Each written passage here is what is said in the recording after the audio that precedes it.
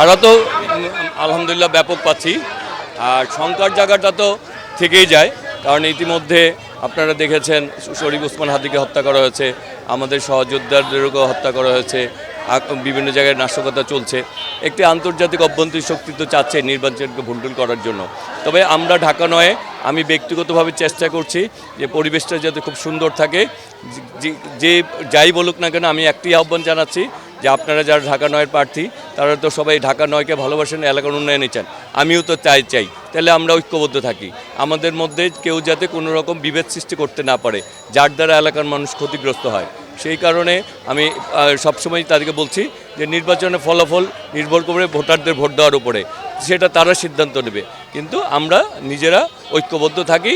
যে কোনো ব্যাপার হলে একজন আরেকজনকে দরকার হলে সরাসরি বলি যে ভাই আপনি এটা করেছেন কিনা, আপনি এটা করেছেন কিনা, কিন্তু কেউ যাতে আমাদের মধ্যে কোনো মানে দূরত্ব তৈরি করতে না পারে, বিভেদ তৈরি করতে না পারে, এই ব্যাপারে আমি সজাগ থাকি। ঢাকা নয় তো আমি আসলে বলেই যাচ্ছি, ঢাকা নয় সমস্যার অভাব নাই।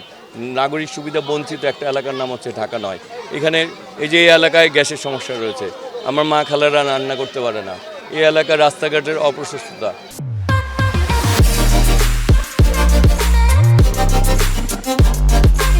এখানে বৃষ্টির পানি জমে যায়, জলাবদ্ধতার সমস্যা রয়েছে, এখানে ভালো স্কুল নাই, এখানে আমাদের শিক্ষা প্রদেশ কলেজ তো পুরা এলাকায় একটা ভালো বিশ্ববিদ্যালয় নাই, আমাদের এখানে একটাই হাসপাতাল, যেখানে আরও 2-3টা হাসপাতাল প্রয়োজন, আবার এখানে খালগুলি ভরাট করে দেওয়া হচ্ছে, মানে সমস্যা তো সমস্যা এখানে মাঠের পর। তাই এলাকার সন্তান হিসাবে আমি নিজেও যেহেতু এই সমস্যার মধ্যে বড় হয়েছি, রাজনীতি করি 38 বছর যাবত এলাকায়, আর জন্মের পর থেকে একই বাসায় জন্মেছে, একই বাসায় বড় হচ্ছি, সুতরাং মানুষের কষ্টগুলি আমারও কষ্ট।